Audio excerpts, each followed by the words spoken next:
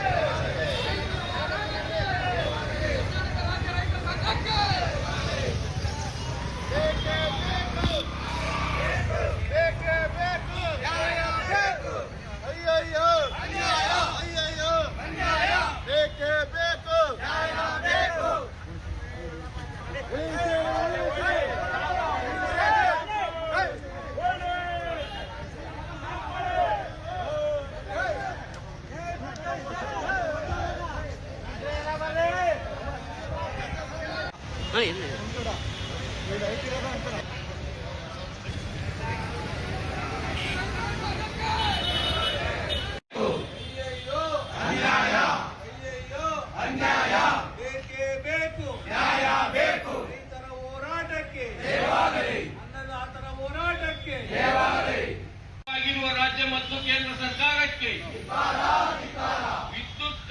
ವಿದ್ಯುತ್ ಸಂಸ್ಥೆಯನ್ನು ನಡೆಸಲು ವಿಫಲವಾಗಿರುವ ರಾಜ್ಯ ಮತ್ತು ಕೇಂದ್ರ ಸರ್ಕಾರಕ್ಕೆ ಬೇಕೇ ಬೇಕು, ಬೇಕೇ ಬೇಕು. ಅಯ್ಯಯ್ಯೋ, ಅಯ್ಯಯ್ಯೋ, ನಮ್ಮದು ನಮ್ಮದು, ನಮ್ಮದು ನಮ್ಮದು, ನಮ್ಮದು ನಮ್ಮದು, ನಮ್ಮದು ನಮ್ಮದು. ಮೈಸೂರು ಜಿಲ್ಲೆಯ ಕೆಆರ್ ನಗರ ಪಟ್ಟಣದ ಚೀರನಹಳ್ಳಿ ರಸ್ತೆಯಲ್ಲಿರುವ ಜಮೀನಿನ ಉಳಿಮೆ ವಿಚಾರವಾಗಿ ಕುಟುಂಬಸ್ಥರ ನಡುವೆ ಗಲಾಟೆ ನಡೆದಿರುವ ಘಟನೆ ಬೆಳಕಿಗೆ ಬಂದಿದೆ. ದಾಯಾದಿಗಳ ನಡುವೆ ಉಂಟಾದ ಮಾತಿನ ಚಕಮಕಿ ವಿಕೋಪಕ್ಕೆ ತಿರುಗಿ ಜಗದೀಶ್ ಎಂಬ ಯುವಕನ ಮೇಲೆ ದೊಣ್ಣೆಯಿಂದ ಹಲ್ಲೆ ನಡೆಸಲಾಗಿದೆ ಎಂಬ ಆರೋಪ ಕೇಳಿಬಂದಿದೆ. ಹಲ್ಲೆಯಿಂದ ಗಾಯಗೊಂಡ ಜಗದೀಶ್ ಅವರನ್ನು ಸ್ಥಳೀಯ ಆಸ್ಪತ್ರೆಗೆ ದಾಖಲಿಸಿದ್ದು ಚಿಕಿತ್ಸೆ ಮುಂದುವರೆದಿದೆ. ಘಟನೆಯ ಸಂಬಂಧ ಕೃಷ್ಣರಾಜ ಪೊಲೀಸ್ ಠಾಣೆಯಲ್ಲಿ ಪ್ರಕರಣ ದಾಖಲಾಗಿದ್ದು ಪೊಲೀಸರು ತನಿಖೆ ಕೈಗೊಂಡಿದ್ದಾರೆ. ಜಮೀನಿನ ಹಕ್ಕು ಹಾಗೂ ಉಳಿಮೆ ವಿಚಾರವೇ ಗಲಾಟೆಗೆ ಕಾರಣ ಎನ್ನಲಾಗಿದ್ದು ಘಟನೆಯ ಕುರಿತು ಹೆಚ್ಚಿನ ಮಾಹಿತಿ ಸಂಗ್ರಹಿಸಲಾಗುತ್ತಿದೆ.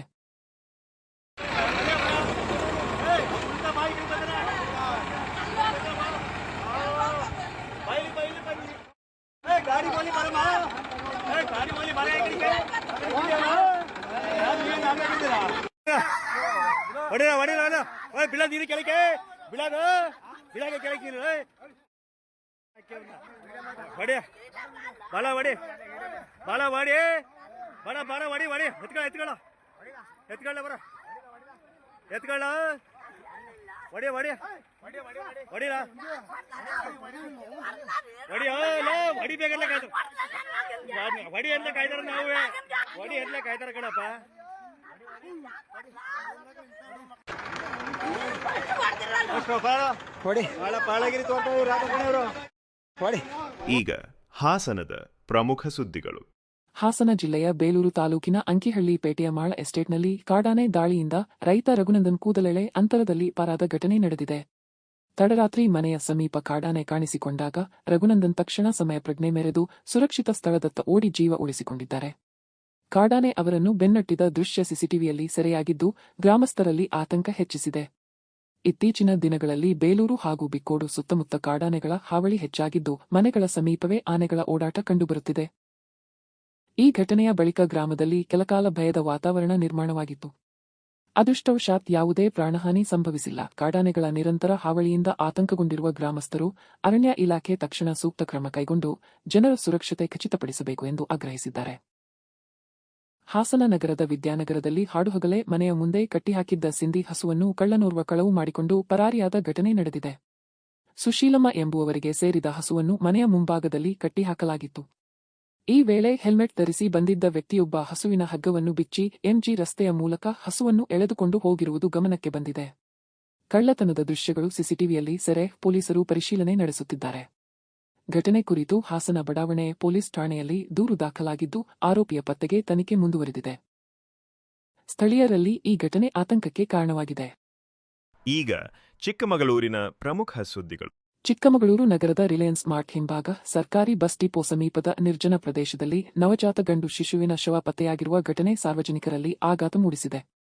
ಪ್ಲಾಸ್ಟಿಕ್ ಚೀಲದಲ್ಲಿ ಸುತ್ತಿ ಪೊದೆಯ ಮಧ್ಯೆ ಶಿಶುವನ್ನು ಬಿಸಾಡಿರುವುದು ಕಂಡುಬಂದಿದ್ದು, ಮಗು ಜನಿಸಿದ ಬಳಿಕ ಸಾವನ್ನಪ್ಪಿದ ನಂತರ ಅಥವಾ ಉದ್ದೇಶಪೂರ್ವಕವಾಗಿ ಕತ್ತು ಹಿಸುಕಿ ಕೊಲೆ ನಡೆಸಿ ಚೀಲದಲ್ಲಿ ಸುತ್ತಿ ಎಸೆದಿರುವ ಶಂಕೆ ವ್ಯಕ್ತವಾಗಿದೆ. ಶಿಶುವಿನ ಹೊಕ್ಕಳು ಬಳ್ಳಿ ಕತ್ತರಿಸುವಾಗ ಆಸ್ಪತ್ರೆಗಳಲ್ಲಿ ಬಳಸುವ ಕ್ಲಿಪ್ ಅಳವಡಿಸಲಾಗಿರುವುದು ಪತ್ತೆಯಾಗಿದ್ದು, ಈ ಸುಳಿವಿನ ಆಧಾರದ ಮೇಲೆ ಪೊಲೀಸರು ತನಿಖೆ ಆರಂಭಿಸಿದ್ದಾರೆ. ಮಾಹಿತಿ ತಿಳಿದು ಸ್ಥಳಕ್ಕೆ ಭೇಟಿ ನೀಡಿದ ನಗರ ಠಾಣೆ ಪೊಲೀಸರು, ಜಿಲ್ಲಾ ಮಕ್ಕಳ ರಕ್ಷಣಾಧಿಕಾರಿಗಳ ಕಚೇರಿ, ಮಕ್ಕಳ ಸಹಾಯವಾಣಿ ಹಾಗೂ ಮಹಿಳಾ ಪೊಲೀಸ್ ಠಾಣೆಯ ಸಿಬ್ಬಂದಿ ಸ್ಥಳ ಪರಿಶೀಲನೆ ನಡೆಸಿದರು. ಶಿಶುವಿನ ಶವವನ್ನು ಮರಣೋತ್ತರ ಪರೀಕ್ಷೆಗಾಗಿ ಜಿಲ್ಲಾ ಆಸ್ಪತ್ರೆಗೆ ರವಾನಿಸಲಾಗಿದೆ. ಸುತ್ತಮುತ್ತಲಿನ ಸಿಸಿಟಿವಿ ದೃಶ್ಯಗಳನ್ನು ಪರಿಶೀಲಿಸಲಾಗುತ್ತಿದ್ದು, ಪ್ರಕರಣದ ಸತ್ಯಾಂಶ ಪತ್ತೆಗೆ ತನಿಖೆ ಮುಂದುವರೆದಿದೆ.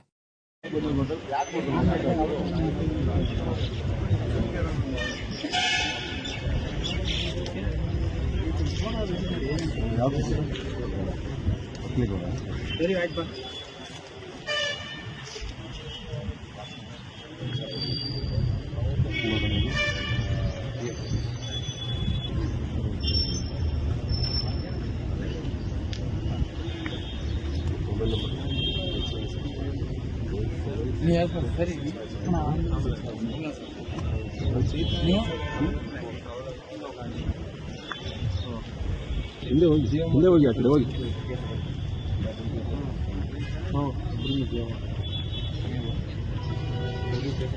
ಚಿಕ್ಕಮಗಳೂರಿನ ಅರಣ್ಯ ಇಲಾಖೆಯ ಸಹಾಯಕ ಅರಣ್ಯ ಸಂರಕ್ಷಣಾಧಿಕಾರಿ ಎಸಿಎಫ್ ಮೋಹನ್ ಅವರ ನಿವಾಸ, ಕಚೇರಿ ಸೇರಿದಂತೆ ವಿವಿಧ ಸ್ಥಳಗಳ ಮೇಲೆ ಲೋಕಾಯುಕ್ತ ಅಧಿಕಾರಿಗಳು ಬೆಳ್ಳಂಬೆಳಿಗ್ಗೆ ದಾಳಿ ನಡೆಸಿದ್ದಾರೆ.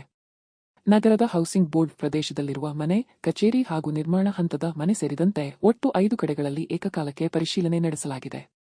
ಅಕ್ರಮ ಆಸ್ತಿ ಸಂಪಾದನೆ ಹಾಗೂ ಇಲಾಖೆಯಲ್ಲಿ ಅಕ್ರಮ ಚಟುವಟಿಕೆ ನಡೆಸಿರುವ ಆರೋಪಗಳ ಹಿನ್ನೆಲೆಯಲ್ಲಿ ಈ ದಾಳಿ ನಡೆದಿರುವುದಾಗಿ ತಿಳಿದುಬಂದಿದೆ. ಲೋಕಾಯುಕ್ತ ಡಿವೈಎಸ್ಪಿ ತಿರುಮಲೇಶ್ ನೇತೃತ್ವದ ತಂಡ ದಾಖಲೆಗಳು ಮತ್ತು ಆಸ್ತಿ ವಿವರಗಳನ್ನು ಪರಿಶೀಲಿಸುತ್ತಿದೆ. ದಾಳಿಯ ವೇಳೆ ಮಹತ್ವದ ದಾಖಲೆಗಳು ಪತ್ತೆಯಾಗಿರುವ ಸಾಧ್ಯತೆ ಇದ್ದು, ತನಿಖೆ ಮುಂದುವರೆದಿದೆ. ಪ್ರಕರಣ ಸಂಬಂಧ ಹೆಚ್ಚಿನ ಮಾಹಿತಿ ನಿರೀಕ್ಷಿಸಲಾಗಿದೆ. ಈಗ ರಾಜ್ಯ ಮತ್ತು ರಾಷ್ಟ್ರೀಯ ಸುದ್ದಿಗಳು. ಮೈಸೂರಿನಲ್ಲಿ ದೀನದಯಾಳ್ ಉಪಾಧ್ಯಾಯ ಹೆಸರಿನ ವಿದ್ಯಾರ್ಥಿ ನಿಲಯದ ನಾಮಫಲಕವನ್ನು ಉದ್ದೇಶಪೂರ್ವಕವಾಗಿ ಮರೆಮಾಚಲಾಗಿದೆ ಎಂದು ಆರೋಪಿಸಿ ಮಾಜಿ ಸಂಸದ ಪ್ರತಾಪ್ ಸಿಂಹ ಸ್ಥಳಕ್ಕೆ ಭೇಟಿ ನೀಡಿ ಪರಿಶೀಲನೆ ನಡೆಸಿದರು. ಬೆಳ್ಳಂಬೆಳಗ್ಗೆ ಸ್ಥಳಕ್ಕೆ ಆಗಮಿಸಿದ ಅವರು, ದೀನದಯಾಳ್ ಉಪಾಧ್ಯಾಯ ಅವರ ಹೆಸರಿನಲ್ಲಿ ನಿರ್ಮಿಸಲಾದ ಹಾಸ್ಟೆಲ್ನ ಬೋರ್ಡ್ನ್ನು ಮುಚ್ಚಿ ಅದರ ಎದುರು ಮಹಾರಾಣಿ ಮಹಿಳಾ ವಿದ್ಯಾರ್ಥಿ ನಿಲಯ ಎಂಬ ನಾಮಫಲಕ ಅಳವಡಿಸಲಾಗಿದೆ ಎಂದು ಆಕ್ಷೇಪ ವ್ಯಕ್ತಪಡಿಸಿದರು. ಈ ಕ್ರಮದ ಹಿಂದೆ ಉದ್ದೇಶಪೂರ್ವಕ ಪ್ರಯತ್ನವಿದ್ದು, ಮಹಾನ್ ಚಿಂತಕರ ಹೆಸರನ್ನು ಮರೆಮಾಚುವ ಕೆಲಸ ನಡೆಯುತ್ತಿದೆ ಎಂದು ಆರೋಪಿಸಿದರು. ದೀನದಯಾಳ್ ಉಪಾಧ್ಯಾಯರ ಹೆಸರಿನ ಗೌರವ ಕಾಪಾಡಬೇಕು ಹಾಗೂ ಮೂಲ ನಾಮಫಲಕವನ್ನು ಸ್ಪಷ್ಟವಾಗಿ ಪ್ರದರ್ಶಿಸಬೇಕು ಎಂದು ಅವರು ಆಗ್ರಹಿಸಿದರು. ಘಟನೆ ರಾಜಕೀಯ ವಲಯದಲ್ಲಿ ಚರ್ಚೆಗೆ ಗ್ರಾಸವಾಗಿದ್ದು, ಸಂಬಂಧಪಟ್ಟ ಅಧಿಕಾರಿಗಳು ಸ್ಪಷ್ಟನೆ ನೀಡಬೇಕೆಂದು ಒತ್ತಾಯ ಕೇಳಿಬಂದಿದೆ. ನಾವು ಹಣ ಕೊಟ್ಟಿರೋದು ಆ ಬೋರ್ಡ್ ತಗೊಂಬಂದು ಅಲ್ಲಿಗೆ ಹಾಕಕ್ಕೆ ನೋಡಿ, ಅಲ್ಲಿಂದ ಮಿನಿಮಮ್ ಅಂತಂದ್ರೂ ಕೂಡ ಹೆಚ್ಚು ಕಡಿಮೆ 100 ಮೀಟರ್ಸ್. 100 ಮೀಟರ್ಸ್ ಒಳಗಡೆ ಅದು ಮುಚ್ಚಾಕ ಸರ್ಕಾರ ಯಾವ್ದಾದ್ರು ಚೇಂಜ್ ಆಗುತ್ತೆ, ದುಡ್ಡು ಕೊಟ್ಟರು ನಾವು ಅದಕ್ಕೊಂದಿರುತ್ತೆ. ಈಗ ಸಿದ್ದರಾಮಯ್ಯನವ್ರು ಚೇಂಜ್ ಆದ್ರು ಅಂತ ನಾಳೆ ನಮ್ಮ ಸರ್ಕಾರ ಬಂದ ಕೂಡಲೇ ಅವ್ರ ಹೆಸರು ನಾವು ಹೊಡೆಸಾಕ್ತೀವ, ಕೆಟ್ಟ ಕೆಲಸ ಆಯ್ತಾ. ನಮ್ಗೆ ಅದನ್ನ ಇಮಿಡಿಯೇಟ್ ಆಗಿ ಅದನ್ನ ತೆಗಿಸ್ತೀವಿ. ಈಗ ನಿಮ್ದು ಮಹಾರಾಣಿದಲ್ಲಿ ಹಾಕ್ಸ್ಕೊಂಡಿರೋದು ನಿಮ್ಮ ಬೋರ್ಡ್ ನಮ್ಮ ಮೇಡಮ್ ಅಲ್ಲೇ ಸಿಗುತ್ತೆ ಜಾಗ. ಗೊತ್ತಾಗಿಲ್ಲ ಮೇಡಮ್, ಅದು ಅಡ್ರೆಸ್ ಗೊತ್ತಾಗ್ತಾ ಇರ್ಲಿಲ್ಲ ಸರ್. ಪಾಲಿಟಿಕ್ಸ್ ಅಲ್ರಿ. ಈಗ ನೋಡಿ ಇಷ್ಟು ಜಾಗ ಇದೆ, ಕಾಣುವಂಗೆ ಹಾಕಿ ಪರವಾಗಿಲ್ಲ ಆಯ್ತಾ. ರೋಡ್ ಸೈಡ್ಗೆ ಹಾಕಿ ನಾವು ಬೇಡ ಅಂತ ಹೇಳೋದು.